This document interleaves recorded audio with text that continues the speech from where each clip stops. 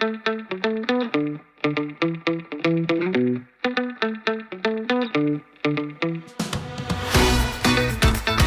Jay Harden, bullseye. Sixers looking very focused in the second half. Maxey looking for more. He's got it.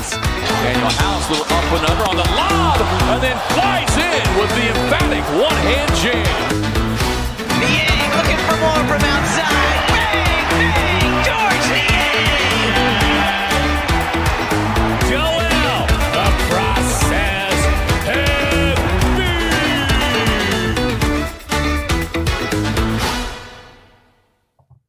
What's up, everyone? Welcome back to another episode of the Pick Swap podcast. It is a Tuesday evening here in the middle of the first round of the NBA playoffs. The Sixers have moved on since the last time that Sean and I have spoke. So to bring him in here, it's me and Sean Barnard as usual. Sean, how you doing, buddy? Yeah, a little backlogged on the podcast stuff, so this will be a couple days from now. Got some NFL draft content, some Philly stuff that I want to get out ahead of time, so make sure to tune into that as well. But yeah, we are in the crunch time of the Sixers season, the make or break round that we've been waiting for all year. So I'm excited to get into it. We've been watching some awesome basketball. Feels like every night there's been a crazy storyline or something to watch. So I'm loving this time of year. Yeah, man. NBA playoffs are the best. It's also the NFL draft week. I'm super excited about that. Obviously, baseball in full swing. So a lot of things to check out for Sean, as well as the Pick Swap Network as well. So tap in if you guys are listening here. Definitely a lot more for you to find here, with Sean and everyone else. So to talk about the Sixers specifically, they did move in, through the first round, first team to sweep or first team to move on, only team to sweep, and someone that's on the verge of it. Kind of want to touch a little bit before we get into the Sixers. Looking at Jimmy Butler, a lot has come of this situation from last night. An incredible performance from him, and a lot of Sixers Twitter kind of retroactively looking back on what could have been with Butler here in Philadelphia with that short stint. So talk about Butler, the 56-point performance last night, and just kind of what you're seeing as a whole right now. Yeah, I mean, no hyperbole in saying that might have been the most impressive performance I've ever seen from an individual player. And what's unique about Jimmy Butler compared to stars across the NBA? Like, you have guys that are obviously talented shooters or ridiculous passers or just freak athletes and stuff. Jimmy Butler's shining characteristic is his will to win. And there's just a way that he does it that it does not matter who he's matched up with, how things are going, who his teammates are. He's going to find a way to win. And that game 4 victory over the Bucks was a clear example of that. There could have been prime Kobe, prime MJ, whoever it is across from him. Jimmy Butler is not losing that game. And it's just ridiculous that he has that ability and the way he can flip that switch and get the job done. And it really just doesn't matter what's going on, what the circumstances, he's going to find a way. And I have a ton of respect for that. He's definitely a guy who turns it off and on. We know he's not a top caliber player on a nightly basis, but when he is in that mode, there's really very few players, if any, across the NBA better than him. And I was blown away by him putting the team on his back like that. I mean, the first quarter, he scored 22 out of the team's 28 points. And it was just that was pretty much the theme of the game from there. Him ending with 56 and knocking down threes, cold-blooded, cheering the crowd. It really is impressive. And everyone was in their bag about it for sure. And I'm impressed. I don't have too much more to say about it, but he is just ridiculous when he gets in that zone. Yeah, I have a couple things on this. So first, what a night for him. Watching that game was incredibly entertaining, and going up against a team I've seen a lot of discourse just pretty brutal on Twitter. Some people saying the Bucks roster around Giannis is terrible, and I'm you got 3 All-Stars, a Defensive Player of the Year. Don't give me that, but yeah, 3-1, the Heat are up 3-1 in that series, which is incredible. But watching Jimmy Butler last night, just an absolute show by him. Everything that he shot went in at times. The fourth quarter was just incredible. But glad to see him shout out Joel after the game. Joel and him showing some mutual love to each other. It was a pretty I wasn't expecting that. The first thing for him to do following a 56-point performance in the playoffs is to shout out Joel Embiid, which got people thinking. And I'm okay with just taking Jimmy for what he is. It's insane that he just decides at one point during the season, he's I'm just going to be the best player in the world. I don't have a defining trait that makes me better than anyone specifically. I don't do anything specifically better than the next guy, but I don't know how he does it. He just decides, all right, I'm going to just become the best player on the court for 48 minutes. So really impressive from him, but I don't need to hear about like and whine and cry about him not being on the team. I don't know how you stand, where you stand on that, but like, dude, I'm over it. Like, we just swept the first round. Joel Embiid is the best player in the world. Like, I really don't care about it anymore. It's 4 years ago. Yeah, I mean, two things on that is, first off, this version of Joel Embiid and this version of Jimmy Butler were not the same versions of the players that No. they were when they did play together. Both of them are on another level than they were at that point in time. Even Jimmy, who was much more in his prime, was still finding his way as like a true superstar of the NBA. Like, I would say Miami is where he's fully blossomed. Not that he wasn't already good in Chicago and Minnesota and all the other stops, but now is his full form as a player these past few years in Miami. And same with Joel. The Joel Embiid this year is miles better than the one that Jimmy Butler played with. And I absolutely would love to see them play together. I mean, who doesn't? And, we'll see how this offseason shakes out. I'm not entirely counting it out ever, especially if they're going to be flirting with each other publicly like this. But yeah, there also is a lot of revisionist history in how things went down across the fan base. Like, the Sixers did not kick Jimmy Butler out the door in the way it's perceived. And I get they did ultimately choose Ben Simmons over Jimmy Butler, but we also got to keep in mind at that point in time, this was a 21-year-old kid, Ben Simmons, who had just made an all-star game, was a defensive player of the year, and all indicators were that he would continue on that trajectory. So people were in favor of that at the time. The Tobias Harris over me conversation is just not true at all. Like, nobody in their right mind said that they want Tobias Harris. It was they had to sign Tobias Harris because Jimmy Butler had already left, and they traded everybody for Butler and Harris. So that doesn't align either. So there's a lot of people, I guess, rewriting history more than it actually went down, but I still would love to see him in a Sixers uniform, man. Yeah, sure. Like, that can absolutely be the case. I believe a lot of people would, and like thinking about the way that they would play together now, and like that will that you're talking about to win that Butler has is, something that is unique and can carry a team. You saw it last night, and pair him with, a guy like Joel and the defense that they could put together. Sure, it's great to dream about it, and I'm okay with that. But like, obviously they're playing really well right now, up 3-1. Like, dude, they were a playing team.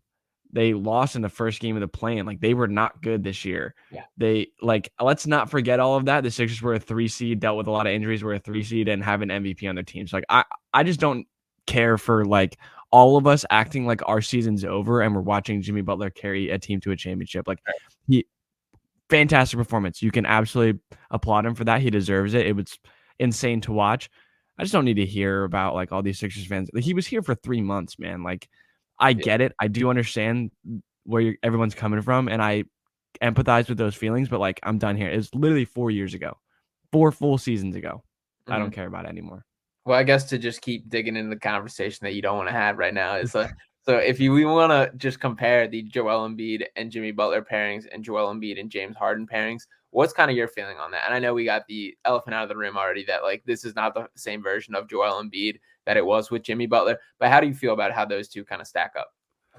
Yeah, I mean, it's tough. Like, James Harden and Jimmy Butler are like so vastly different players.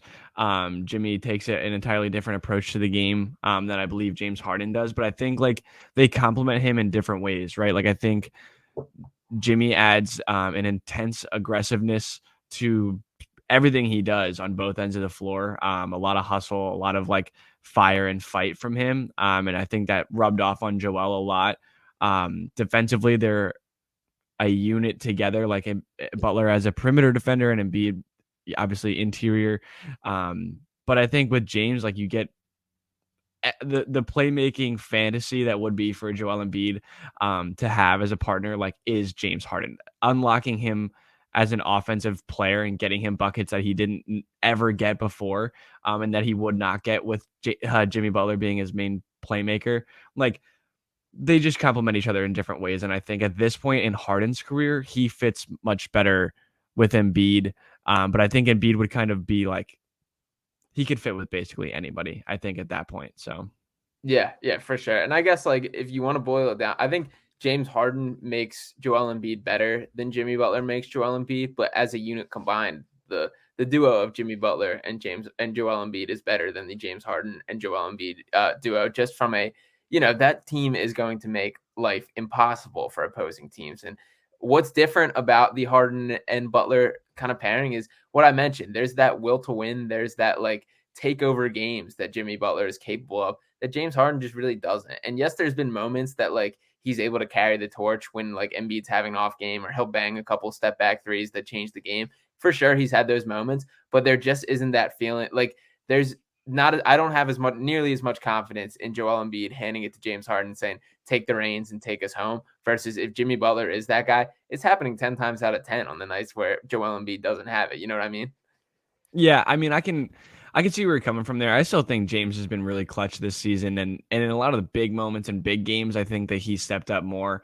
I guess that we can kind of segue just to kind of recap what we saw from Harden, and it can segue into what I know you want to get to here in a couple of minutes. But with James, like, I know we talk about living and dying by that three, and it will happen. But I think when you look at what he did against Boston this year, he had a fantastic year against them in a lot of big games alongside Joel in that fact as well. So I think he struggled around the rim in this Brooklyn series, and it's definitely a point of concern for fans, for him alike. So is that the biggest thing for him going into next year? Is just finding a way to be more efficient around the rim? Because that will unlock him as a shooter as well.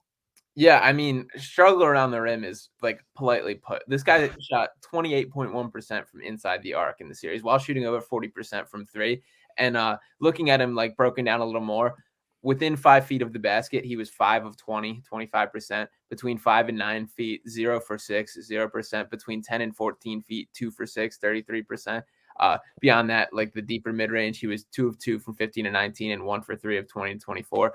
I get like we're nitpicking these numbers, they're small, but some of these, I guess my concern was like they weren't even contested or blocked. It was just like misses. Like he just wasn't finishing them. And I'm also not bought in on the logic of whether it's a fitness thing or burst thing. Like he's getting by guys. He's very clearly blowing by guys. He made Cam Johnson look silly like a couple times of dropping him. His burst is there, but he's, for whatever reason, I don't know if it's the verticality, if he's not able to have any lift when he goes to jump, but he's just not able to finish. And that's going to be more and more noticeable as these playoffs go on, and in this Boston series for sure. Like the best asset in his game right now is obviously playmaking, but I think in a more defined way, it's when he drives and kicks to the corners, how good he is at that. And if he's not finishing around the basket, that starts to get taken away is I guess where my concern is. And they just need him to finish at a higher rate than he did in that round. And 28% from inside the arc is just unacceptable.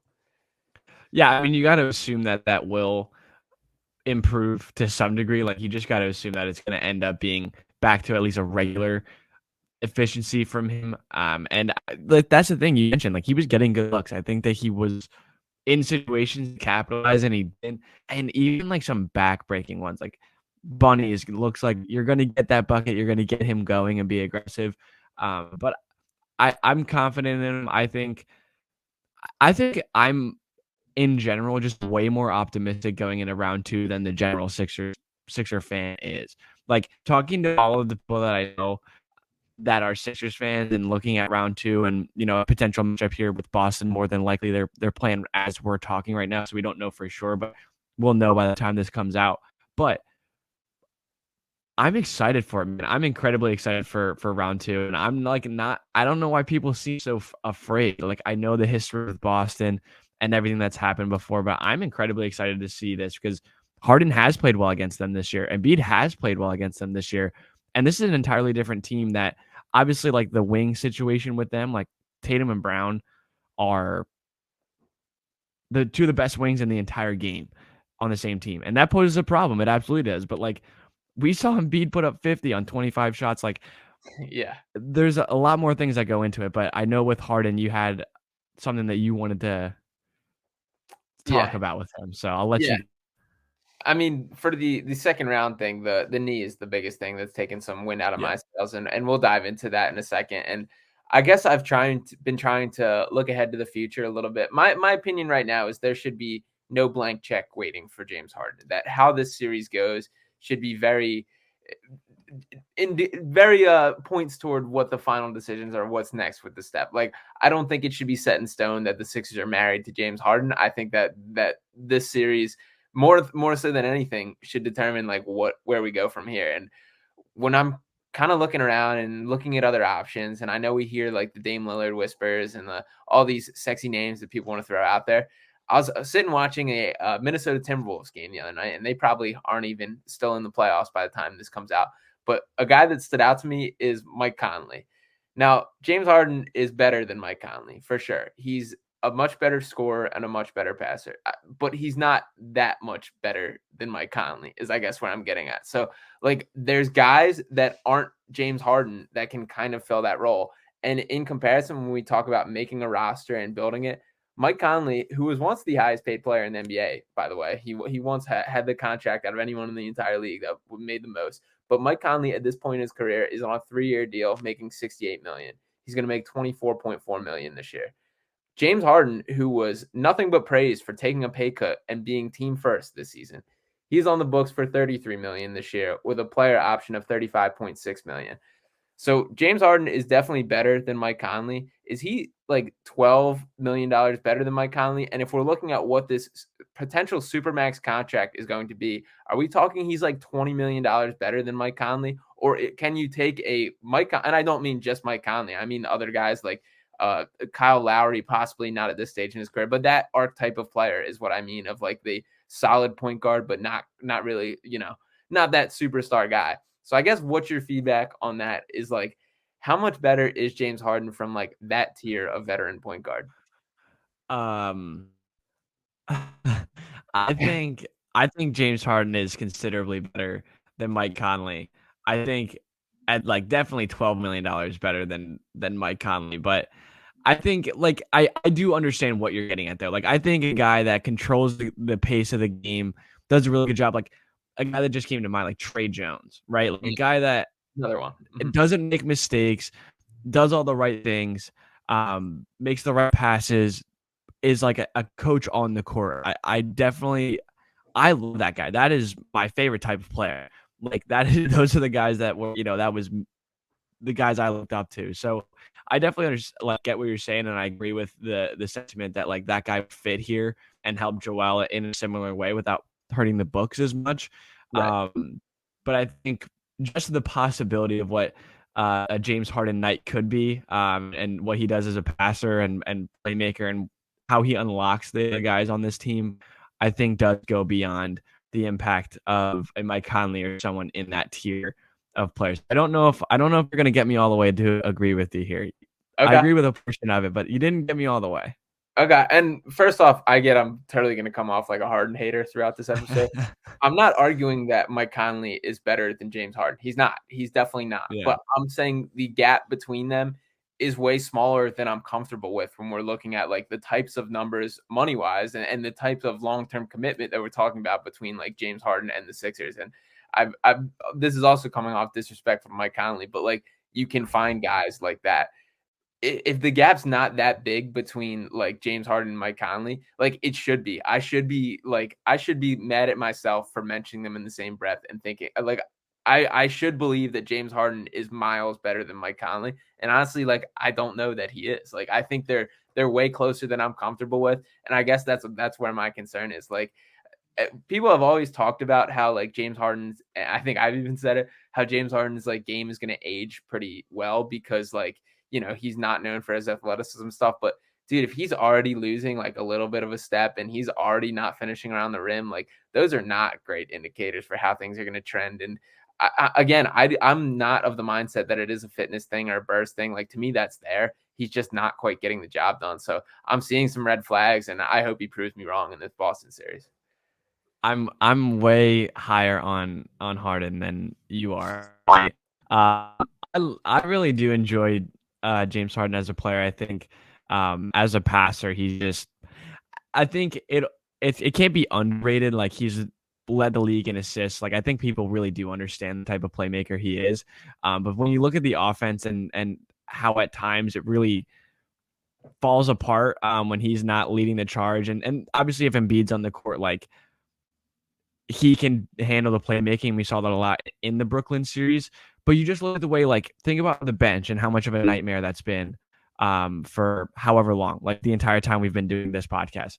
It's been a mess. And with James Harden kind of pulling strings and being the manager out there with a group like that, he's entirely changed the way we look at the bench unit. Like, I'm excited to see that group. I love the James Harden plus athletes group. We've talked about it a million times on here. So there's little things like that, I think, too, that Mike Conley could do that. We're going to dive too deep into the James Harden versus Mike Conley thing. So Yeah. maybe we can lean out of it. But I think going into round 2, I'm excited to see what he's able to do. And I think we're all going to be pleasantly surprised with James Harden production. Maybe that's a hot take. Maybe I'm not in the majority, but I'm excited for it. So let's move into that round 2.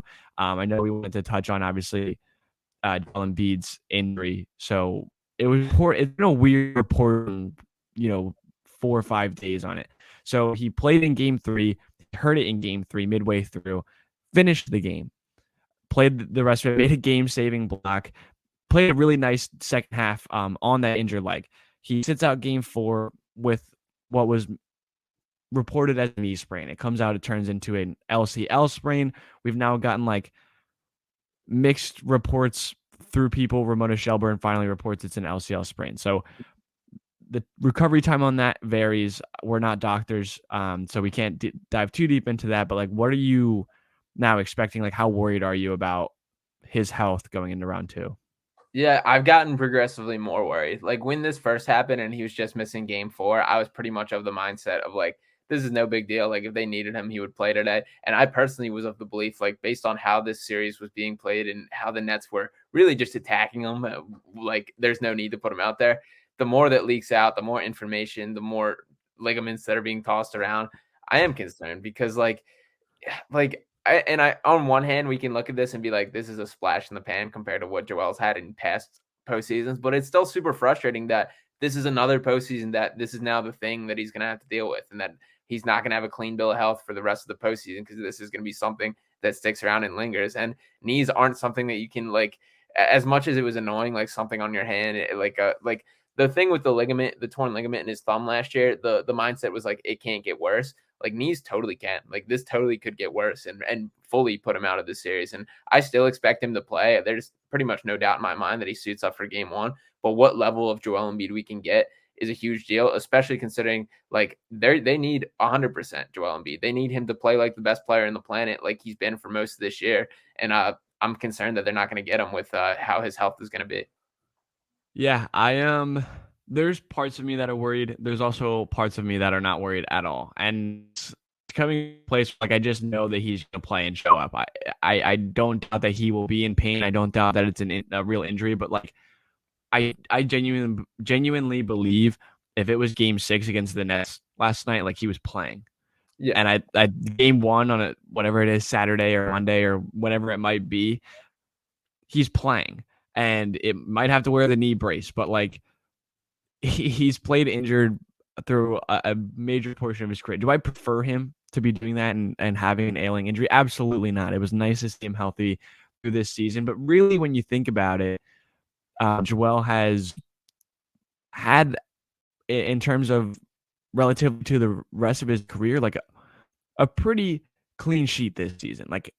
I think he's dealt with a lot less relatively in previous years. So this could be a situation where they're obviously taking caution, as they should, make sure he's getting situation fixed as best as he can, but he's gonna have to battle through this. He's been battling through it forever. It's part of how he deals with playing the game. So I don't know. I think will he be 100%? I don't know. 80% Joel Embiid is still the best goddamn player on the planet. So I think we'll be fine either way. I think he's playing. I think he's going to be okay. That's just, and again, I don't have too much information here. I just know what's being told to me. But for it to not be taken super seriously right at the beginning, and then for it to get progressive, where it's what if they just would get in trouble if he was resting in game 4 and somebody would have yelled at them? I don't know. I promise you that's not the case. I promise you there's a knee injury going on.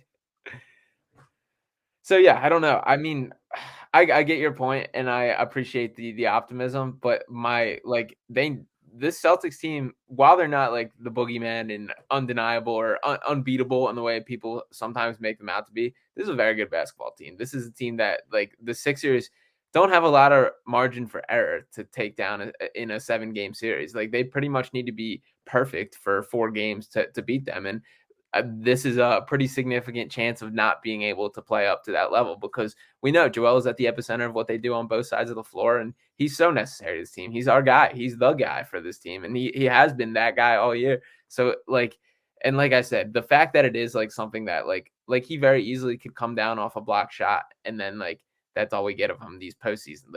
That's how knees kind of work, and my concern with it. I don't like knee injuries, man. I really don't. That's probably like at the top of my list for what I did not want him coming down with. Yeah, I mean nobody wants to see Embiid have a knee injury, but again, I think when it comes down to it, like I think he's going to be able to play through it, and obviously you prefer him at 100%, but the fact of the matter is, I think something that is important to note here. The Sixers got the job done in 4, right? They took care of business as fast as they possibly could, giving him the longest amount of time possible to heal up, to rest, to recover. And you see varying times in terms of recovery for a sprain like that. So I think, like given the fact that he's had at the minimum 8 days since he last played a game, from when they'd be lining up for game 1 and a round 2, that is really important. And we haven't seen too much since then. He hasn't spoken about it yet. And Doc was saying just kind of random things. I don't think he has any clue what he's talking about either, probably as much as you and I do. So it is kind of weird that there's been like vague reports throughout all of this. Yeah. So if I'm pinning you against the iron right now, James, do the Sixers beat the Celtics? Yes. I think they do. And again, this is absolutely coming. It's coming from a place of me just being super excited as a fan. And I'm not gonna worry about them losing. Like dude, if they lose, they lose. Like all of this timidness and scaredness to play the Celtics, like, dude, this is what you play the game for. It's Philadelphia, Boston, round 2. Both of these teams have been at their necks all season. Both of these teams have had, up and down throughout the last, obviously the Celtics were fantastic in the second half of last year. They struggled, had some things go on in their organization. Like they're not on the pedestal that I think a lot of people put them on. Like, look at Milwaukee, dude. Like Milwaukee is down 3-1. Obviously Giannis missed some time in that series, but that team should beat the Heat.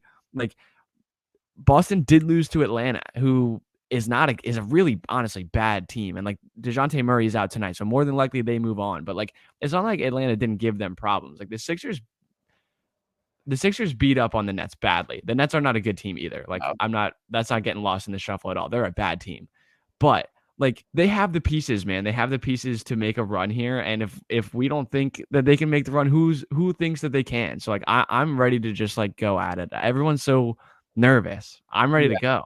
There's definitely a lack of excitement overall. I definitely feel that. Right. I've been locked in on these Sixers over Celtics in 7 since the start of the postseason. I'm more nervous about that because of the Joel stuff, but I'm not changing my thought. I'm still sticking with it and sticking with the belief, and they just have to get it done. And especially because, dude, like the cards are aligning. Like it's not that much of an exaggeration to say whoever wins the Sixers versus Celtics series likely wins the NBA championship. Like I think the red carpet is unfolding that way, especially if Milwaukee is unable to beat this Heat team. Like, are you scared of either the Heat or the Knicks in an Eastern Conference Finals? No, like absolutely not. And then look at the West. Like, who knows what's going to come out of there? There's holes in every single one of those teams. Like the Lakers, they get one rolled ankle, and this team is like going back to the old folks' home for the offseason. This Suns team, the Kevin Durant, Chris Paul, and Devin Booker are all top 10 in the NBA in minutes played this postseason. It's like you expect to last a whole postseason with these guys logging that kind of workload. The Nuggets, we know the Nikola Jokic defense situation and everything else they got going on. There's just issues with each of these teams, and if they can find a way to come out of the Eastern Conference, and that all starts with beating the Celtics, like this could be the year. But they just have to find a way to beat this Boston team, and Joel's just got to be healthy, man. He's got to look at least okay out there. Yeah, and you need everyone to play well. Like you need Tyrese to be better than he's been against the Celtics this season. Like that's a huge factor. Absolutely a huge factor. You need Tobias Harris to continue playing the way that he's been playing and step up defensively. You need things to happen.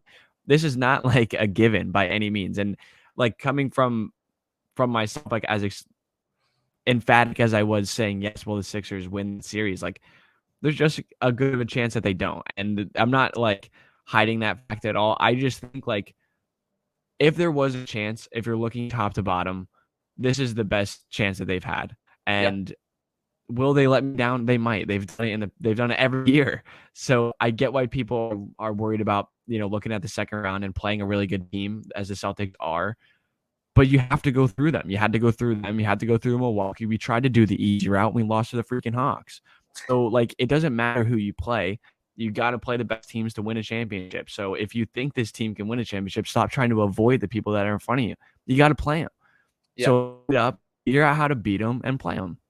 Yeah, for sure. And I'll give you one little Sixers hot take I have right now is, dude, Doc Rivers has been coaching his ass off. I don't want to say I'm a Doc guy, but like Doc is doing everything that I could have asked so far. Even like they asked him about like Joel, like what does he say to Joel, and he's like it's only a part of like the story that we're writing this postseason. And I'm like, all right, that's good stuff, Doc. Like I'm kind of in on what you're doing here. So I don't know. I might be inching back towards the Doc Rivers bandwagon a little bit based on how this the end of this season and postseason is going so far. So I said this at work the other day and got a lot of shit for it. I prefaced it this way. I reserve the right to rescind this at any given time. Yeah, taken away quickly, for sure. We've earned the right as fans, as watching and covering this team for the last couple of years and Doc's entire tenure here. We reserve the right to rescind the good job as soon as we want to. So I take that into full effect when I say this. But yes, Doc has done a fantastic job, honestly, like all year. I think that this is by far his best season here. I think that he's done an incredible job. And there's a lot of factors that play into this. Like you have the veterans in the locker room now. Like you have a guy like PJ Tucker who will push in a way that it seemed like Doc Rivers had never had in that locker room before. You have James Harden, who has definitely been situations where he's been calling the shots in terms of plays or sets or different situations and who's on the court with him at what times. There's conversations between them that I think have definitely helped this offense and this team. So there are factors outside of Doc Rivers that have been helping him, but we can't go through and talk about how good this season has been and how good they've looked and taking care of business in a round one playoff series without mentioning the fact that Doc has done a very good job. So both of those things can be true. He's failed us miserably in the past, but he's done a great job this season. And I think it's worth noting that he's been able to turn a corner here, at least a little bit. Yeah, for sure. And we get one all bench lineup for a stretch out there in the Celtics series, and I absolutely take everything back. And if it does work out and they do get past this round, we absolutely will be hearing the Doc Rivers victory tour. So yeah, it's not I don't feel great up here patting the guys back, but he has earned it. And I've been impressed with what he's done of late. And if this team can find a way, like as much as like we're seeing adversity and stuff with Embiid and everything else going on, like there is something about the vibe of this team and how all in they seem and how everybody is just locked in on the same page. And I haven't felt like that in past years. So that is the thing that's giving me optimism is it's a we season stuff and the way this team looks like bought in, like there does look like there's something there. So that also Doc deserves a ton of credit for, and this entire team as a whole. So I hope I'm wrong. I hope they're ready to come out and dominate, and hope Joel's all right. Yeah, I agree with you. I do fully agree with you here. I want to run down really quick. The Celtics are currently up by 12. Or I'm sorry, 8 at halftime. So that's where we're at currently. Obviously we'll know by the time, but just Saturday. Let me read off. What's up? That's a Saturday. Yeah, right. But let me just read off this roster, like the rotation that they've been running through this series. We're going to give you the 8 guys. Okay. So obviously you have Tatum and Brown, Derek White, Marcus Smart, Al Horford. Those are your starting 5. Awesome, by the way. Derek White is awesome. He is very good. Underrated. Yeah. Malcolm Brogdon, Robert Williams, Sam Hauser are your 3 off the bench currently. I'm not saying that like they're bad by any means, but that looking at that roster and looking at the roster that Sixers have, the rotation that they've been running, that is a competitive series at the very least. And I don't know how or why everyone's looking at that and getting shaken in their boots. I mean, Malcolm Brogdon. So the Sixers 6 man is essentially D'Anthony Melton, right? Yep. Like Malcolm Brogdon is pretty significantly better than D'Anthony Melton. Would you agree with that? He's better than better than Melton for sure. And I'm a Robert Williams guy. I love Robert Williams. I'm also a B-ball pod guy. Robert Williams is way better than B-ball Paul for sure. Fair. So then Sam Hauser, if you want to stack him up, who would you even throw? Is he their Georges Niang if you want to throw that in the category as their 8-man? Like Jalen McDaniels. Jalen McDaniels, yeah, maybe you give McDaniels the nod over that if you want, but like they have enough guys that it's not a big deal that Sam Hauser probably is not a great defender and has areas of his game that he's not like awesome at, but he's still a sharpshooter and a guy that is not afraid to let it rip, and he's a guy that can shoot off movement. I like Sam Hauser a little bit too, so I mean, I'm not as this Celtics team. That's pretty good. They're a good team. Don't get me wrong. They're a good team. But like I don't know. I'm looking at it saying this Sixers team competes. Like Embiid, obviously, like Maxey, Harden, Tobias, the way he's been playing, PJ Tucker, D'Anthony Melton, Jalen McDaniels, Paul Reed. Like that's a pretty damn good 8 as well. Like I think when you think about how these two teams play, they're different. They play in a different style. And the one a major factor on the other side, like you have Tatum, obviously, but you have Embiid on this side. Like they're gonna cause problems for each other, and I don't know. I'm looking forward to it. I have the itch to see a hopefully really good playoff series between two storied rivals. I'm just pumped for it. How much better is Malcolm Brogdon than Mike Conley? That's a good question. That's a good question. We should rank all these guys at some point. We should find that tier and just start naming guys in that tier. One day we'll do that in the offseason. Yeah, for sure. And we unfortunately, who knows how soon it may come. So we may be diving into that, especially how this Harden stuff unravels. But I think we can wrap this up here. Hopefully the Sixers can find a way. James, any final thoughts heading into this series and what you're really looking for? No, I mean, we'll revisit this when it's time. But as of tonight, I'm feeling really good and I'm excited for it. So, I'm trying to get everyone else on board. I'm pumping up all my Sixers fans. So hopefully, everyone's on the train by the time game 1 starts. Yeah, absolutely. And we should be jumping on here probably after game 2, somewhat early next week. So stay tuned for that. Appreciate all you guys for watching. Make sure to drop a like and subscribe if you haven't already. There's some awesome NFL draft stuff out there coming earlier this week. We'll have some more stuff for general NBA playoffs. I got some things tossing around my brain, so stay tuned for those to pop out soon. And we will talk next time.